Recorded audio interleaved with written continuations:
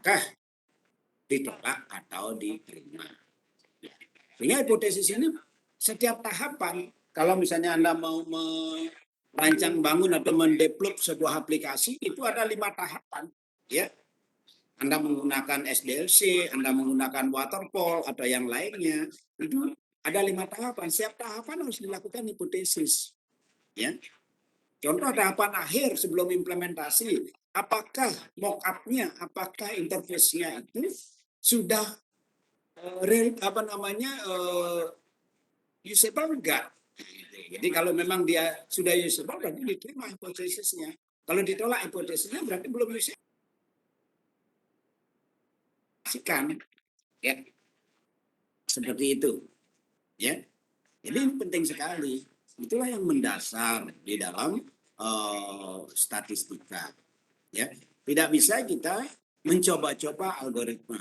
Kita tidak bisa juga mencari-cari permasalahan. Jadi permasalahan itu harus sudah teridentifikasi lebih dulu, lalu mana yang kira-kira bisa diselesaikan, mana yang kira-kira tidak bisa diselesaikan. Ya. Semua itu sangat tergantung dari kondisi permasalahannya. Ya. Nah, sehingga di sini saya memberikan materi terkait dengan kerangka hipotesis itu kayak apa, ya, kerangka hipotesis. Karena di kerangka hipotesis itu pasti akan mulai dari rumusan masalah, ya, rumusan masalah. Ya, sama seperti kemarin. Kemarin adik-adik itu semua sudah membuat PKM, tapi tidak ada yang mulai dari rumusan masalah, ya. Ya. Jadi semuanya mulainya dari menerapkan algoritma, menerapkan metode. Ya. Ingat, algoritma atau metode itu adalah sebuah alat. Ya. Alat itu digunakan untuk membantu menyelesaikan masalah. Ya. Membantu. Tapi apakah masalah itu bisa diselesaikan atau tidak, itu kita harus duga. Cara menduganya ya harus dengan dasar-dasar pengetahuan, dasar-dasar keilmuan. Gitu ya. Sehingga sekarang kita masuk rumusan masalah penelitiannya itu apakah kualitatif atau kuantitatif. Kalau dia kualitatif, ya kita tidak bisa menggunakan konsep-konsep hipotesis kuantitatif. Atau sebaliknya, kalau dia kuantitatif, kita tidak boleh menggunakan konsep-konsep kualitatif. Karena di konsep kualitatif itu hanya bersifat deskriptif. Sementara kalau kuantitatif itu bersifat inferensi. Bedanya, inferensia.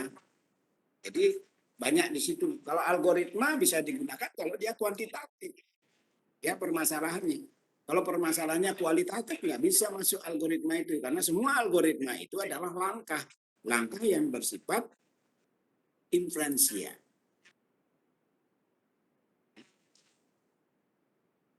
Nah, di situ itu dulu sebagai dasar, ya. Jadi karena adik-adik akan selalu membuat PKM, ya, setiap tahun akan membuat PKM.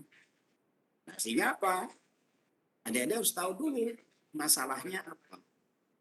Harus mulai dari masalah. Ya. Kemudian pilih masalahnya. Apakah masalah itu kualitatif, apakah masalah itu kuantitatif, atau mungkin saja ada masalah yang kualitatif, sebagian kualitatif, sebagian masalahnya kuantitatif. Nah, di situ berarti hipotesisnya akan dibedakan. Itu hal yang pertama dari kerangka hipotesis. Yang kedua, hipotesis itu harus mengarah ke tujuan penelitian, mengarah ke tujuan di situ. Tujuannya apa sih? Ya, harus diarahkan ke tujuan.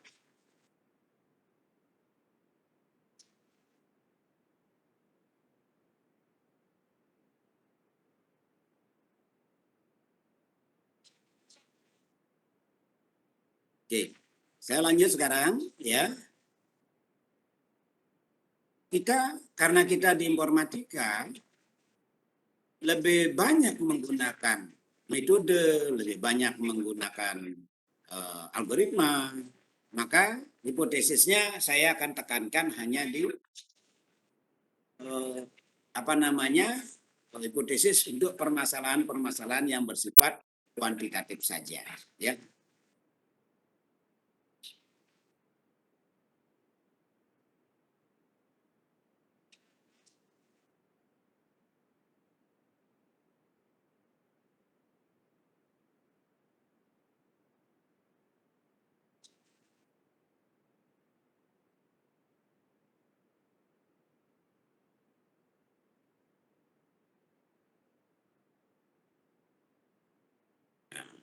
Oke. Nah, sekarang kita masuk ke kerangka hipotesis untuk data-data atau permasalahan-permasalahan yang bersifat kuantitatif. Ya. Nah, di sini yang sering disebut dengan hipotesis statistik. Ya. Apa itu hipotesis statistik? Hipotesis statistik itu suatu proses. Jadi hipotesis itu proses, ya. Jangan sampai suatu saat banyak orang mengatakan, apalagi ya orang-orang informatika, kami informatika tidak butuh hipotesis. Itu sudah salah besar. Ya, sudah salah besar. Kenapa? Informatika bukan bidang ilmu. Informatika bukan bidang ilmu. Ya, informatika adalah sebuah ilmu terapan. Ya, bukan bidang ilmu tapi sebuah ilmu terapan. Nah, karena merupakan ilmu terapan, berarti adalah sebuah ilmu yang dipergunakan untuk membantu menyelesaikan permasalahan. Kalau digunakan untuk membantu menyelesaikan permasalahan, maka pastilah di situ harus ada hipotesis. Bagaimana kita menyelesaikan permasalahan kalau kita tidak punya hipotesis terhadap permasalahan itu? Ya, contoh misalnya, ya contoh. Sekarang Anda sebagai mahasiswa informatika, ya, sebagai mahasiswa informatika.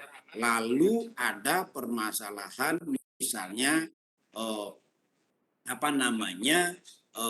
seperti sekarang yang banyak ya yang diperbincangkan terjadi pelecehan seksual.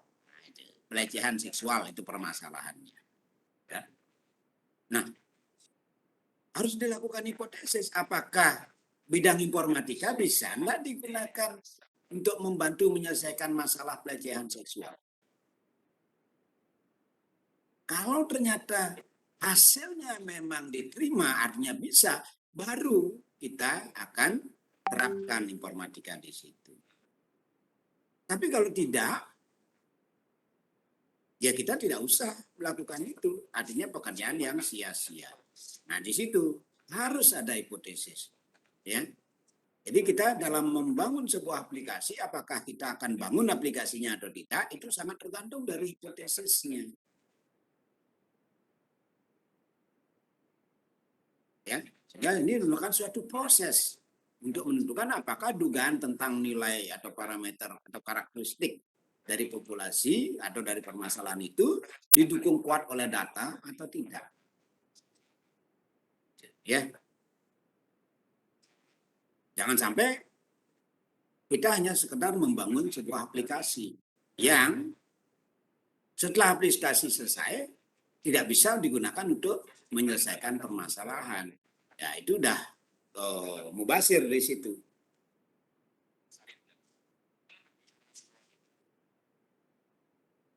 Oke.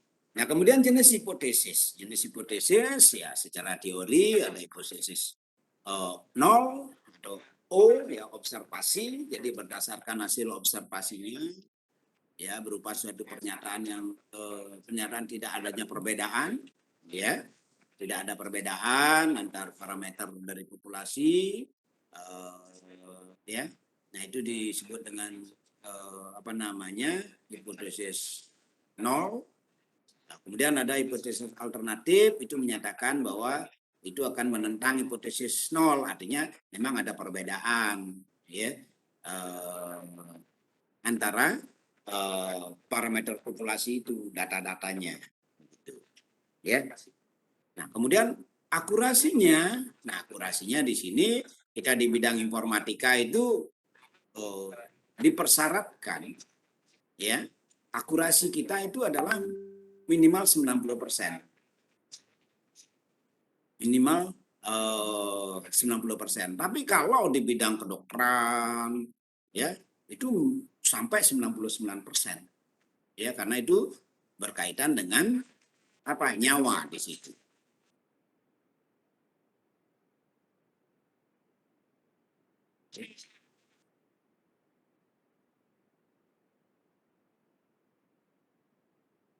Oke, ya. Jadi jangan sampai Anda akurasinya nanti membangun sebuah aplikasi itu kurang dari 90%. Ya. Nah, itulah di situ diajarkan di hipotesis, ya. Jadi jangan sampai nanti sering sekali mahasiswa begini pada saat skripsi itu nanya ke dosennya, Pak, ini saya dapat akurasi cuma 76%, boleh enggak? Kadang-kadang yang parah lagi pada saat ujian baru menyampaikan, saya dapat cuma 76%, boleh enggak, Pak? Ya, artinya berarti mahasiswa tersebut tidak paham teori. Bagaimana mau jadi sarjana kalau teorinya saja tidak dipahami? Ya. Jadi secara teori akurasinya itu adalah 90% minimal. Ya, untuk informatika. Kalau untuk kedokteran, nah itu 99%. Ya. Jadi di sana ada nanti signifikasinya 0,01. Kalau kita 10%, ya, kesalahannya masih diperbolehkan. Kenapa? Ya, makanya kalau kita bangun aplikasi kan sering sekali aplikasi itu bermasalah, ya, ada bug dan sebagainya, ya, karena itu kesalahannya ada 10%.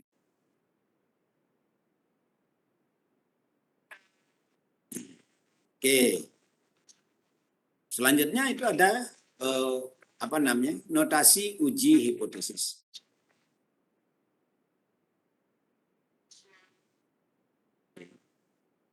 Notasi uji hipotesis. Nah, kalau kita bicara notasi, maka yang perlu kita ingat apa? Bahwa kita harus ingat yang diuji dalam uji hipotesis itu adalah parameter. Baik itu parameter untuk pemusatan data yang disimbolkan dengan mu atau nilai tengah, atau parameter untuk penyebaran data yang disimbolkan dengan sigma kuadrat atau variansi. Ya. Untuk ngapain? Untuk menguji kebenaran pendugaan kebenaran pendugaan terhadap parameter data penelitian. Ya. Jadi untuk menguji kebenaran pendugaan. Jadi kalau Anda menduga sesuatu, Anda uji bahwa apa yang Anda duga sudah bagus. Contoh, Anda membuat sebuah mockup aja, ya, dalam aplikasi membuat mockup aja, apa namanya, interface, ya, tampilan gitu, mockup aja, tampilan dari sebuah aplikasi Anda harus uji ya tampilan itu. Apakah tampilan itu sudah memenuhi kriteria user interface? Nggak bisa kita sembarangan membuat interface, ya, tampilan itu, ya. Apakah tampilannya itu sudah memenuhi kriteria user interface? Enggak. Ya, kalau belum memenuhi kriteria user interface, ya kita harus rubah lagi. Tahu sudah atau belumnya dari mana? Dari pendugaan. Kemudian kita lakukan buat hipotesis dan kita uji hipotesisnya. Tuh.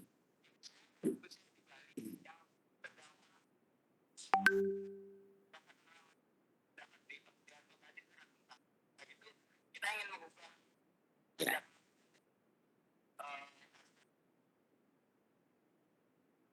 Oke. Nah, contohnya ya ini bisa dibaca, ya, permasalahan ketidakpastian dalam menunggu bus Sarbagita. Ya. Jadi kan besar bagi kita itu tidak pasti sekali ya, orang sampai menunggu di halte berlama-lama ya. Lalu permasalahan ini kita identifikasi secara informatika ya, secara informatika. Kita identifikasi ya.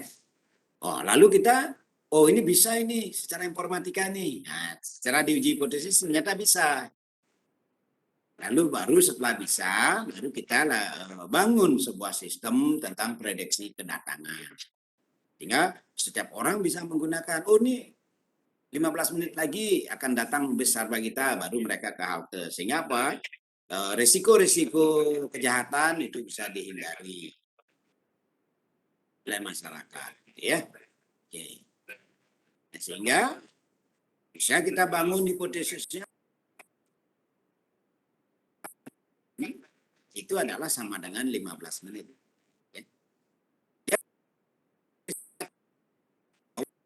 Rata-rata waktu kedatangan itu tidak sama dengan 15 menit. Bisa saja kurang dari 15 menit atau lebih dari 15 menit. Nah, itu kalau hipotesisnya dibuat secara umum. Tapi kalau hipotesis satunya dibuat lebih khusus lagi, bahwa rata-rata kedatangan kurang dari 15 menit, langsung menukik seperti itu boleh. Atau rata-rata kedatangan lebih dari 15 menit, boleh ya. Atau kita buat umum dan rata kedatangan tidak sama dengan 15 menit. Ya. Ya. Itu sebagai contoh. Nah, kalau sudah dapat diduga bahwa rata-rata waktu kedatangan dapat dipastikan kurang atau lebih dari 15 menit, baru kita lakukan rancang bangun aplikasinya. Ya, baru kita lakukan rancang bangun aplikasi.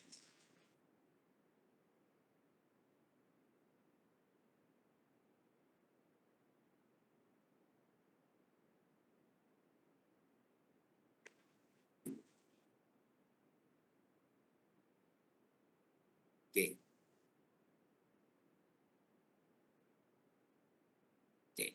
Nah, itu baru kita lakukan sekarang. Langkah pengujian. Nah, langkahnya ini sudah umum baku ya, secara internasional langkahnya seperti ini. Jadi pertama Anda tentukan hipotesisnya. Nah, menentukan hipotesis inilah sebenarnya itu perlu dasar-dasar keilmuan, perlu banyak membaca, perlu banyak teori dan sebagainya. Sehingga kita betul-betul bisa menentukan hipotesis secara benar.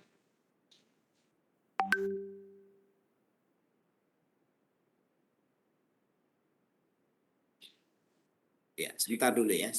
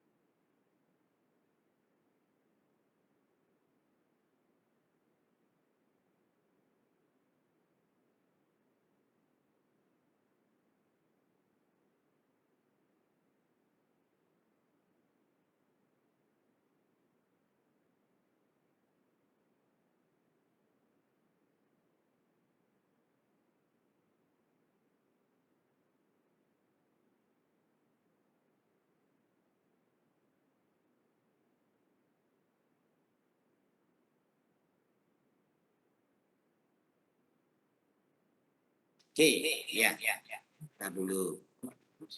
Ini, kita dulu.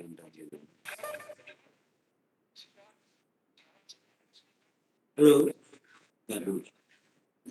Double saya.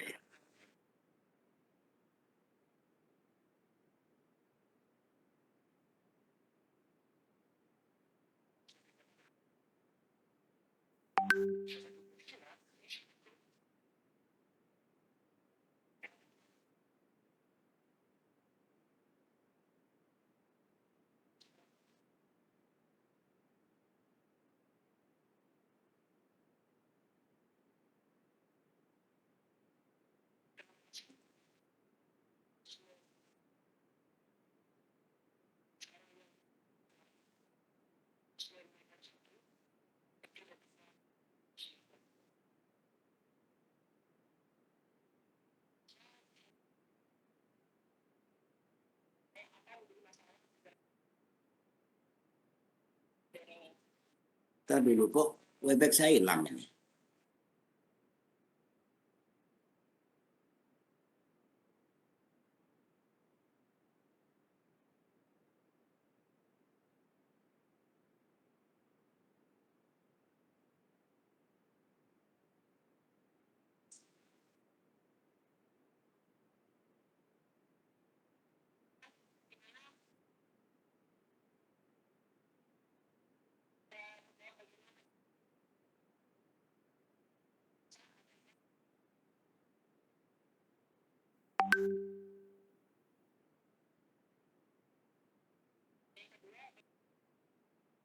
Bentar, kok materi saya hilang ya.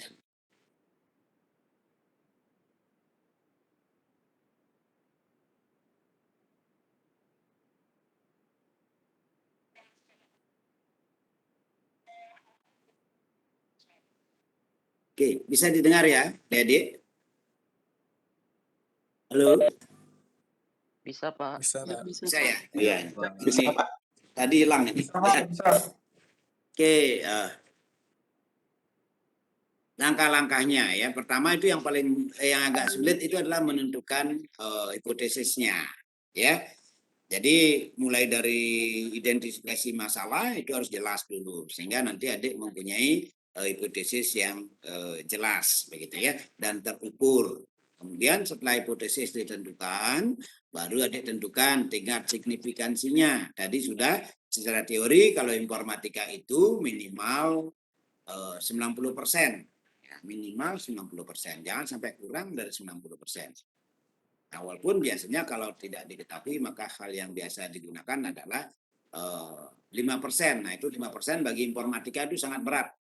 Ya, karena merupakan bidang ilmu terapan. Kalau bidang ilmu murni tidak ada masalah. Ya, bidang ilmu murni tidak ada masalah seperti kimia, seperti itu tidak ada masalah, ya. Tapi di bidang ilmu terapan itu sangat sulit. Contoh ya, teman-teman di teknik ya mau teknik mesin, elektro dan sebagainya itu agak sulit kalau di bawah 90%. Jadi kesalahannya kalau bisa kurang dari 10%. Harus seperti itu.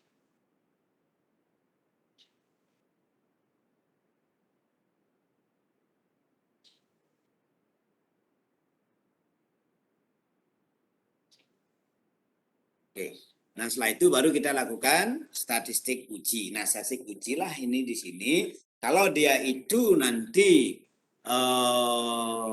menggunakan uji metode, maka digunakanlah uji metode. Ya, contoh misalnya kalau adik membangun sebuah aplikasi, kemudian untuk melakukan suatu proses, misalnya adik melakukan proses grayscaling kalau Citra, itu kan, nah itu berarti harus menggunakan statistik ujinya adalah metode grayscaling, ya. Apakah grayscalingnya ini, ya, mampu dia itu melakukan grayscaling terhadap, ya, pixel-pixel yang adik gunakan, ya, warnanya. Jadi warna dari 0 sampai 255 apakah bisa di grayscaling. ya. Atau misalnya adik mengolah data, Anda menggunakan preprocessing, ya, harus menggunakan metode-metode preprocessing di situ. Ya, itu untuk uji statistiknya. Kalau misalnya saya ini untuk mockup saya gunakan uji kepuasan user, berarti cukup menggunakan uji ya kuesioner di situ. Apakah usernya sudah puas enggak, sudah mudah enggak menggunakan mockup yang adik tampilkan, ya. Nah, baru dilakukan kriteria di situ, kriteria terkait dengan penerimaan dan penolakan dari hipotesisnya, yang sering disebut dengan daerah kritik, ya, artinya penerimaan dan penolakannya. Sehingga kita nanti dapat tentukan bahwa kalau nanti dia berada di daerah ini maka dia ditolak, kalau berada di daerah ini dia berada diterima. Kalau orang matematik kan ada kuardan, ya, kuardan 1, 2, 3, 4. Nah itu kalau misalnya harusnya dia diterima di kuardan 2 dan 4, ternyata dia berada di kuardan 1 atau 3, maka dia itu ditolak.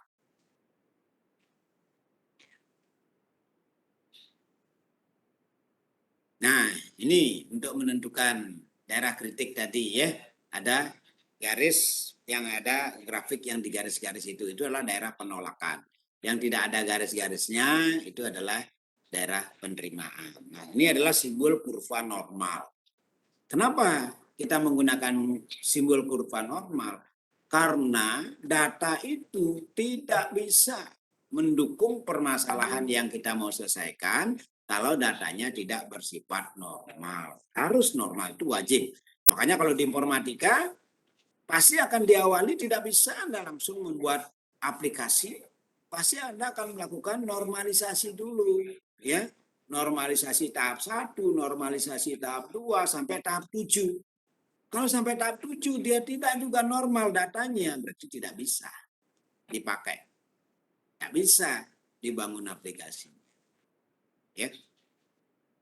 Tapi data yang bagus baru tahap 1 sudah normal, ya sudah, nggak ada masalah berarti. Nah, di situ, ya, itu penentuan daerah kritik. Ya. Oke, sampai di sini bisa dipahami?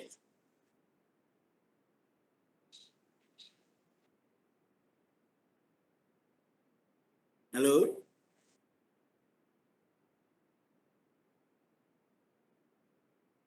Halo?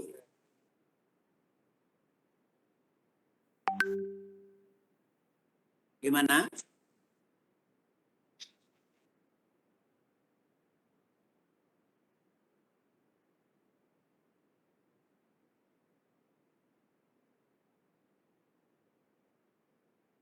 Coba Niwayan Sani Utari. Utari siapa ini?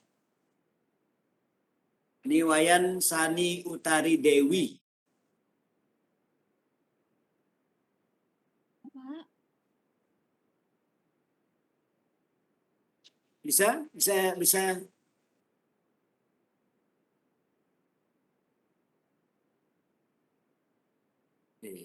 Bisa dengar suara saya?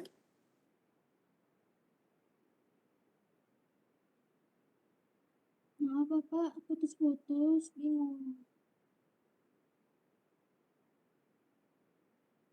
Halo? Maaf Bapak, putus-putus, bingung. Ntar dulu, saya nggak dengar ini. Saya harus ambil headset saya dulu.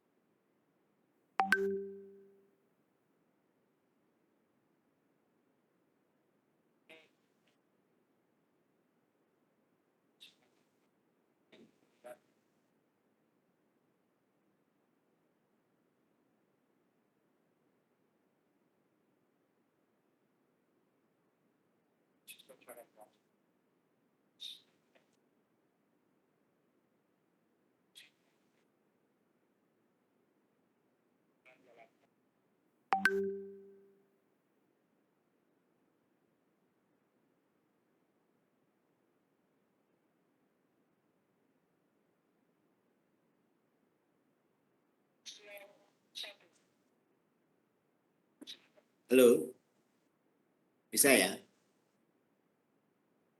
Coba, tadi ini Wayan Sani Utari Dewi. Bisa dengar nggak? Iya, Pak. Ya, kecil sekali suaranya ya. Oh ya, udah. Nah, bisa dipahami nggak ini? Saya boleh nanya, Pak? Ya,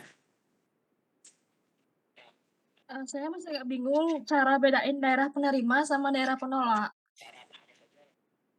daerah penerimaan dan daerah penolakan. Oh, gampang kan? Yang diarsir daerah penerimaan, yang diarsir daerah penolakan, yang tidak diarsir daerah penerimaan. Nah, inilah tadi kan sudah jelas. Alfanya itu adalah ditentukan ya paling besar 10% atau penerimaannya daerah yang penerimaannya itu paling kecil 90%. Nah, maka adik akan mencari bagaimana cara di sini membuat garis ini, titik batas penerimaan dan penolakan. Adik mencari alfa per 2. Kalau 10%, 10% per 2 berarti 5%. Ya. Nah, 5% itu kita cari nilai setnya. Ya, setnya dibuat dengan rumus ini, uji statistiknya, set ini. Nah, set inilah yang nanti dicari di tabel atau di search aja di Google, set 5%. Nah, itu ketemu udah dia berapa angkanya. Itulah titiknya. Ya, sehingga itulah titik batas antara penerimaan dan penolakan. Tidak sulit sebenarnya, ya. Tidak sulit. Nah, cuman kalau tidak sulit, boleh nggak kita sembarangan? Ya nggak boleh juga. Kenapa?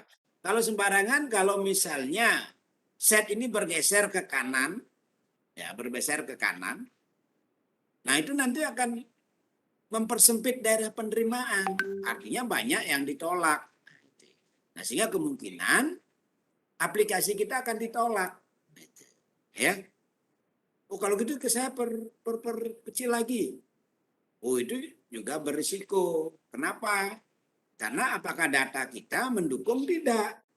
Ya, kalau datanya tidak mendukung repot juga kan?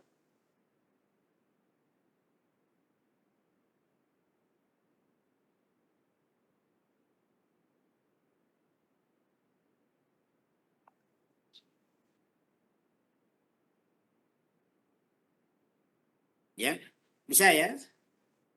Iya, semua, Pak. Ya, oke. Mudah-mudahan benar bisa dipahami. Karena gini, adik-adik tuh penting. Kemarin itu saya mereview bersama Pak Widi, bersama Bu Linda, itu proposal PKM-nya itu hampir 90% itu salah. Kenapa? Karena tidak ada mulai dari hipotesis, permasalahan, hipotesis, langsung mau membuat aplikasi. Nggak tahu aplikasi apakah itu, gitu ya. Untuk apakah itu? Karena nanti di bab 1 membuat tujuannya jadi tidak jelas. Tujuannya ya untuk mengimplementasikan metode ini bukan seperti itu. Tujuan dari penelitian itu adalah untuk menyelesaikan masalah, bukan mengimplementasikan metode, ya. Ya, itu penting sekali, ya. Jadi jangan sampai nanti adik di tingkat-tingkat berikutnya di perkuliahan itu terkendala, ya.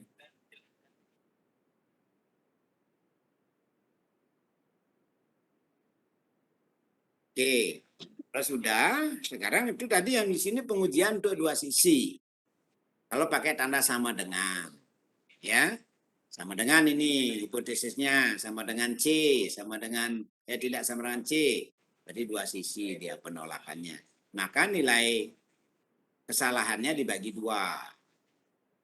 Kalau misalnya dia satu sisi saja, ya, artinya di sini lebih kecil, ya, lebih kecil dari C, gitu ya. Maka dia hanya satu sisi, alfanya tidak dibagi dua lagi, dia utuh sendiri. Cuman dia dari ini ke kanan semua menjadi daerah penerimaan.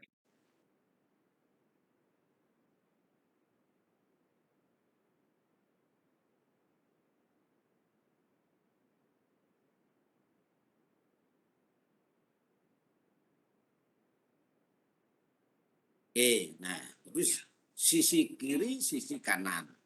Ya.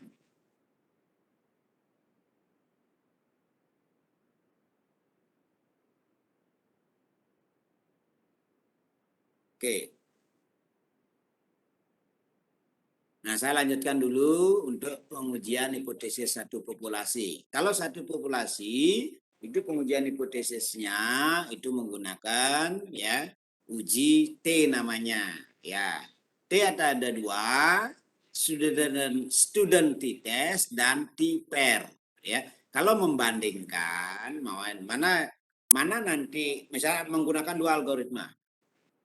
Mana lebih bagus algoritma A atau algoritma B? Maka digunakanlah di situ t-pair, perbandingan dengan uji T.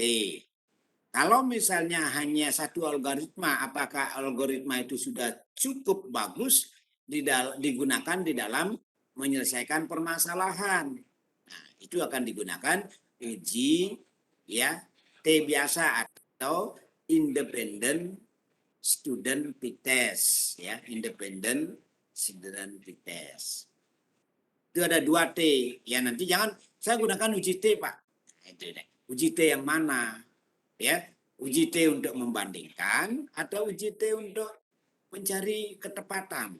Kalau hanya satu algoritma ya ketepatan. Tapi kalau dua algoritma ya harus dibandingkan.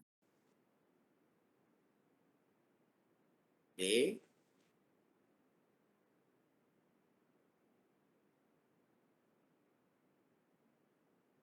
Bisa ya?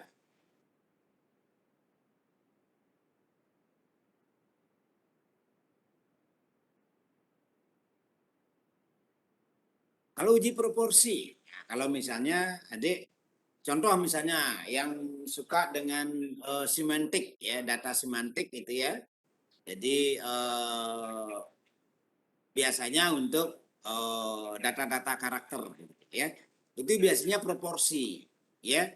Contoh misalnya sekarang banyak senior Anda membuat sebuah aplikasi untuk menyelesaikan permasalahan kepariwisataan.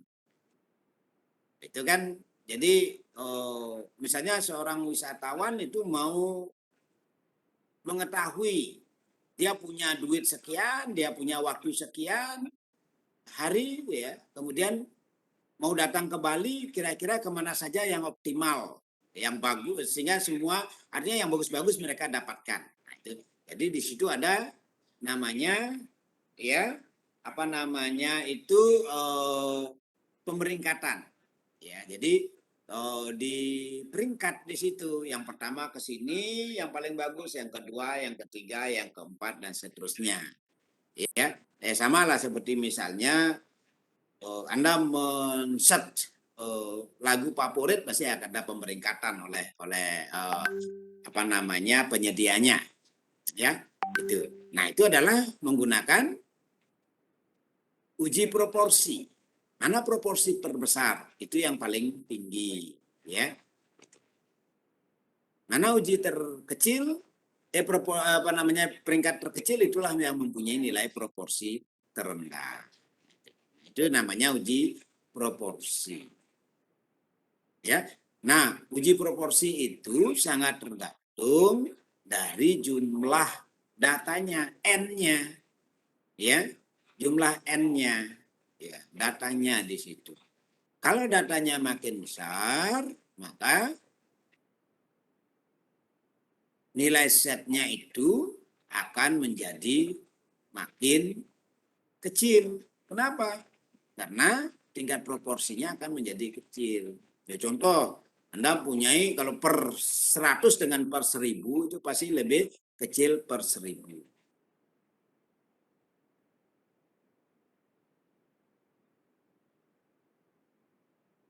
Oke. Nah, kemudian uji ragam, uji penyebaran di sini. Jadi tadi ada uji beda, ada uji proporsi, sekarang ada uji penyebaran. Inilah yang kita lakukan 3 uji ini yang kita lakukan di informatika. Karena apa? Kalau penyebarannya terlalu tinggi, data kita tidak bagus. Contoh Anda melakukan klasifikasi. Banyak skripsi kakak kelas Anda yang klasifikasi. Klasifikasi itu adalah uji penyebaran. Ya, uji penyebaran. Nah, kalau kita mau melakukan uji penyebaran, maka asumsi awal kita itu adalah bahwa data itu sama. Ya, data itu sama. Jadi jangan sampai data itu tidak sama. Contoh misalnya, kita ingin mengetahui uji penyebaran pemahaman statistik dari mahasiswa atau uji penyebaran pemahaman pemrograman mahasiswa informatika semester 1. Itu boleh. Kenapa boleh? Karena dianggap sama kemampuannya. Tapi kalau Anda mengatakan uji kemampuan pemrograman mahasiswa informatika Universitas Udayana, tidak boleh. Kenapa? Karena pasti kemampuannya akan bertingkat. Semester 1 beda dengan semester 3, beda dengan semester 5, beda sekali dengan semester 7. Itu tidak boleh, ya. Karena penyebarannya tidak sama, itu bertingkat. Nah, di situ ya. Nah, sehingga kalau adik nanti membuat PKM ya seperti itu, harus lihat dulu ini datanya, permasalahannya datanya itu bertingkat tidak? Kalau bertingkat jangan. Ya. Jangan. Nah, itu ya. Jadi tidak hanya kita menghayal lalu kita ini saya mau buat ini, nggak bisa. Ya, nggak bisa seperti itu. Harus jelas di situ, ya, harus jelas data kita kayak apa.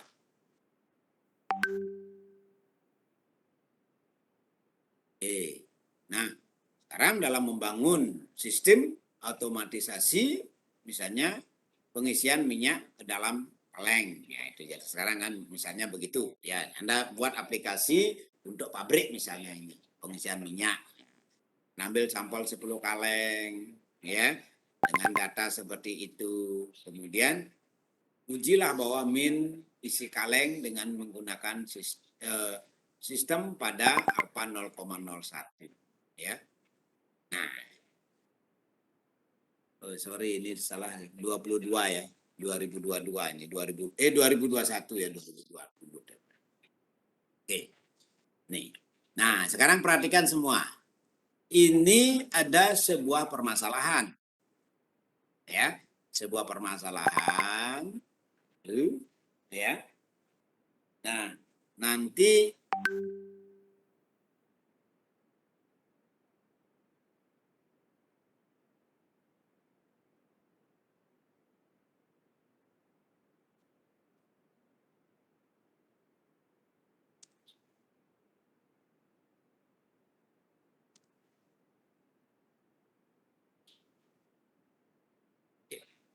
oke.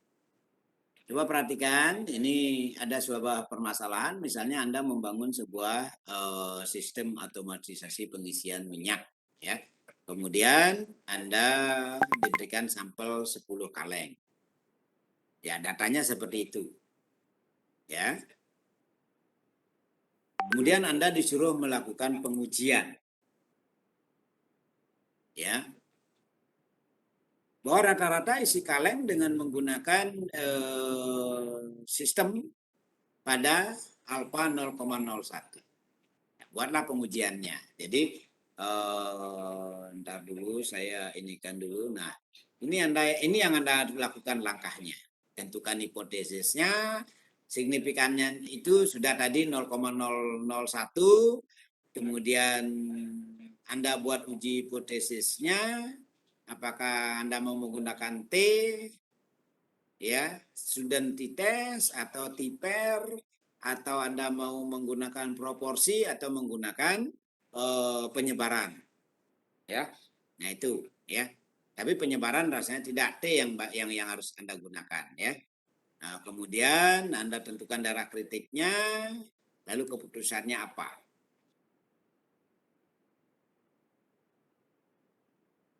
Oke, kira-kira bagaimana? Nanti silakan dikumpulkan minggu depan, ya. Tanggal 8 minggu depan. Permisi Pak, untuk pengumpulannya lewat apa Pak? Apanya? Pengumpulannya Pengumpulannya lewat lewat email saya aja nanti. Atau ya di email kan udah tahu email saya.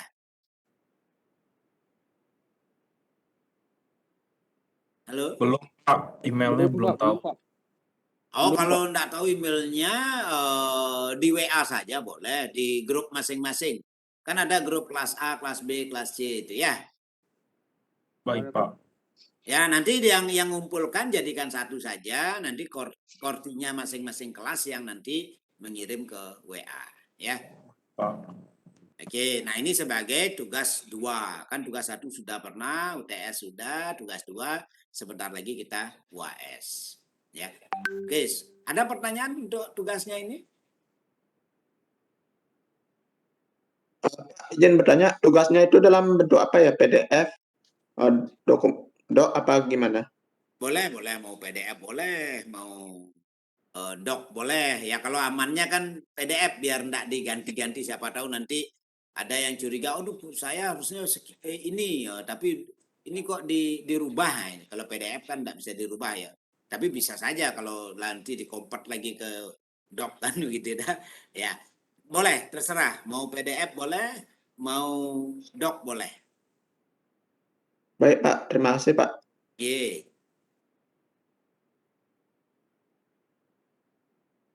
Oke. Ini adik-adik ada yang mengikuti ini enggak? Debatnya ini enggak? Biasanya masa baru kan ikut itu. Halo? Ada sedang ikut debat enggak? Ada, Pak. Debat Pemirah. Ikut ya? Ya. Ya kebetulan saya itu mendampingi ya. Artinya mewakili Bapak WR3. Karena Bapak WR3 lagi ke Jogja. Baik, ada pertanyaan dulu? Bisa terkait dengan materinya, bisa terkait dengan tugasnya.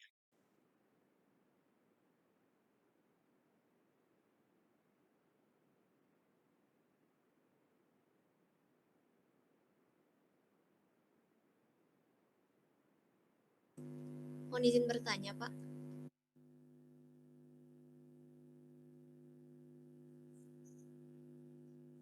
Izin bertanya, Pak.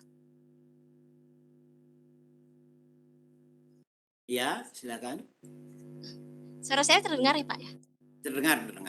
Izin bertanya terkait pengumpulannya. Ini kan paling lambat jam 24.00. Itu tanggal 8 Desember tengah malamnya apa tanggal 7 tengah malamnya? Tanggal 8 Desember tengah malam aja. Iya. Artinya paling lambatnya ya, Ya. Tapi kan kalau lebih dulu kan nanti bisa tanggal 8 kita bisa bahas pada saat pertemuan, kan begitu. Ya. Baik, Pak, terima kasih. Ya, kalau bisa ya jangan sampai menunggu batas akhir ya. Ya. Sehingga kita bisa bahas nanti paling tidak di mana bahasnya itu jangan takut mahasiswa dibahas ya hasilnya itu. Kenapa? Karena itu penting. Oh berarti ternyata saya kelirunya di sini. Oh saya udah bener kan begitu. Baik, terima kasih, Pak. Ya, baik. Izin bertanya lagi sekali, Pak. Iya, silakan. Terkait materi bisa dimundurkan sedikit slide-nya, Pak. Hah? Materi yang mana? Yang di bagian pengujian ragam itu, Pak. Pengujian ragam, oke. Ya, silakan. Mundur lagi, Pak. Hah? Maju, Pak, maksudnya maju. Ini? Yang ada perbandingan sama ketepatan itu, Pak, yang rumus T. Ini? Nah, ini. Yang ini ya? Ya, itu rumus T-nya itu digunakan untuk perbandingan atau ketepatannya, Pak ya? Rumus ini digunakan kedua-duanya, ya. Artinya kalau kita mempunyai hanya satu saja, maka digunakan untuk apa? Untuk menentukan apakah ini sudah baik atau tidak. Ya. Nah, di mana X bar-nya itu diambil sama dengan rata-rata populasinya. Tapi kalau perbandingan diper, maka X barnya diambil dari sampel yang satu, X bar mu-nya diambil dari sampel yang berikutnya, atau sering ditulis X bar 1 dikurangi X bar 2, boleh juga ya. Bisa didengar? Siap, siap Pak. Terima Ya. kasih. Ada kalau hanya satu saja X bar dikurangi mu, di mana X bar dan mu diambil dari sampel yang sama, data yang sama. Tapi kalau perbandingan, X barnya diambil dari kelompok data yang satu, mu-nya diambil dari kelompok data yang kedua. Baik, Pak. Ya. Terima kasih, Pak. Atau lebih biar tidak membingungkan, sering juga ditulis X bar 1 dikurangi X bar 2. Ya. Baik Pak, terima kasih Pak. Ya, makasih.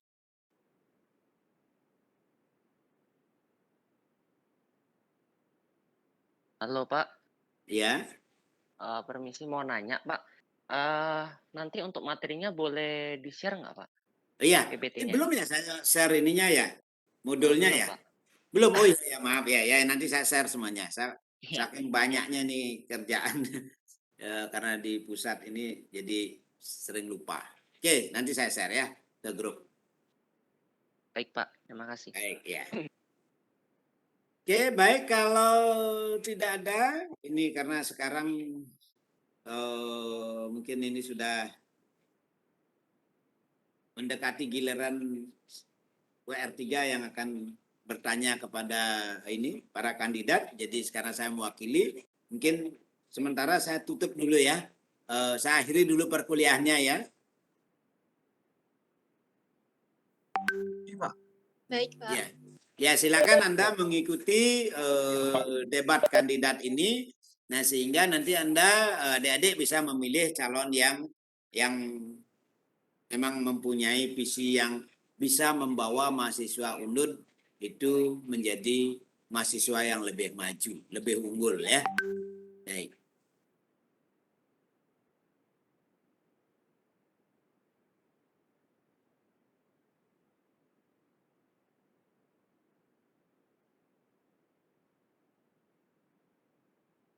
Izin saya untuk live meeting. Ya, untuk mengakhiri meeting ya. Pak, terima kasih. Terima kasih banyak Pak. Ya, terima kasih. Terima kasih. Terima kasih.